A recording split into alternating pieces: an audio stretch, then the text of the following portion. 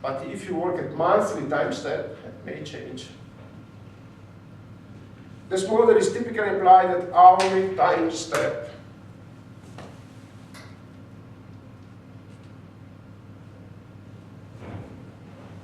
Okay, now, given that we have clarified this issue, let's talk about this part here. So we have an estimate of surface runoff, but we need to propagate it. And I give you a very simple reason for propagation. Let's suppose that you don't propagate, so you compute the surface runoff and the river flow at the closure of the catchment by just applying the first scheme, what we discussed so far. What would happen is that when it stops raining, you don't have any runoff production, and suddenly you have the river that gets dry. This is not reasonable, because we know that even during very long dry periods, we may still have, not everywhere, but for some rivers, we still have water into the river. And this is due to propagation. Namely, it means that the surface runoff is propagated towards the closure of the catchment. And propagation is what basically smooths out the response of the catchment to rain. So we need to consider it. And IMOD takes two ways to propagate. Basically, it divides the flow in two branches, the surface runoff in two branches, through a parameter alpha, which is comprised between 0 and 1.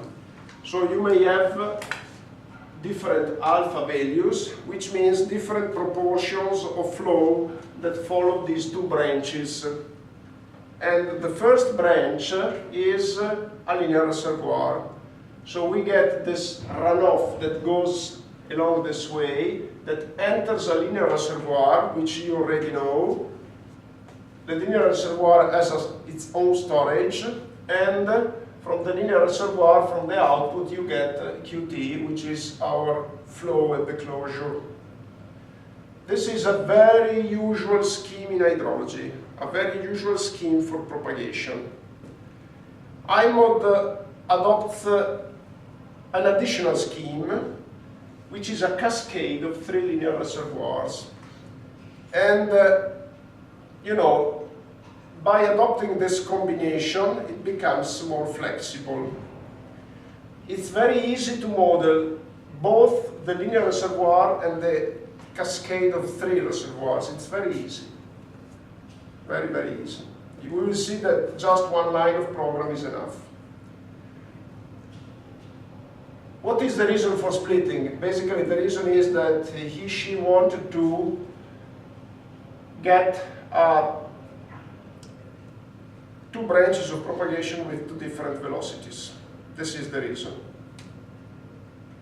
More flexibility. Okay, and there is nothing to say for the linear reservoir because you already know it. You already know how to apply it. Now, let me make a final consideration on this model, which is related to parameters. The linear reservoir, you remember, had one parameter, K. And I mentioned to you that parameters give flexibility to a model. Now, IMOD has more than one parameter. How many parameters does IMOD count? So how many parameters did we introduce? So we introduced one first parameter, which is beta K. And a second parameter is Cmax. And then here I have a third parameter, which is alpha. And then I have the constant of the linear reservoirs. A constant K for the linear reservoir below. One thing that I forgot to say, this cascade of 3 linear reservoirs, they have the same constant. So here I have to add Ks and Kq. Ks and Kq.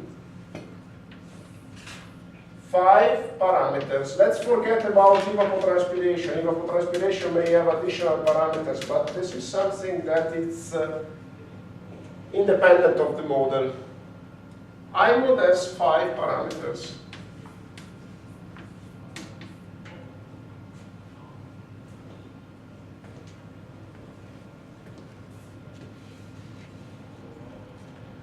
How to decide the values for these parameters? And this is a bit tricky because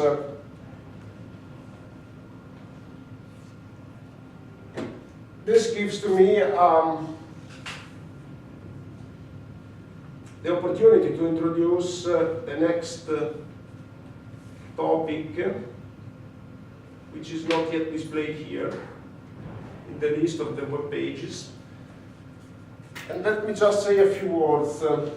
You know, with the linear reservoir, there is one parameter which is K, and you may adopt a trial and error procedure to find the best value for the parameter K.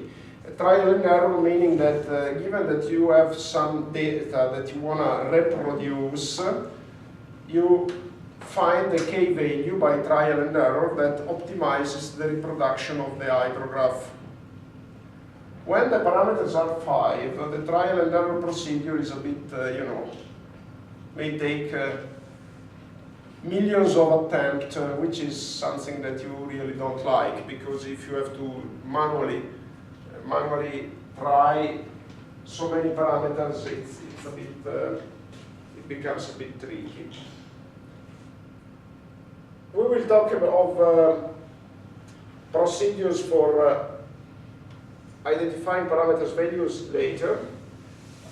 Given that we got at this stage, I suggest that on Thursday you take your PC, because I want to move towards the next exercise. The next exercise would be the linear reservoir model, but I think it is more productive if we directly jump to the iMod model.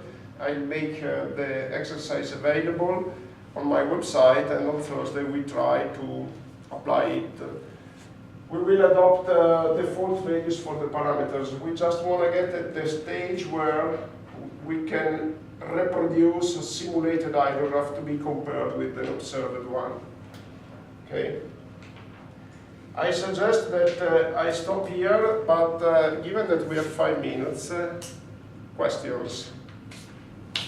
Any kind of question, and let me make an effort to ask at least one. I stop the camera, give you some opportunity to think at it.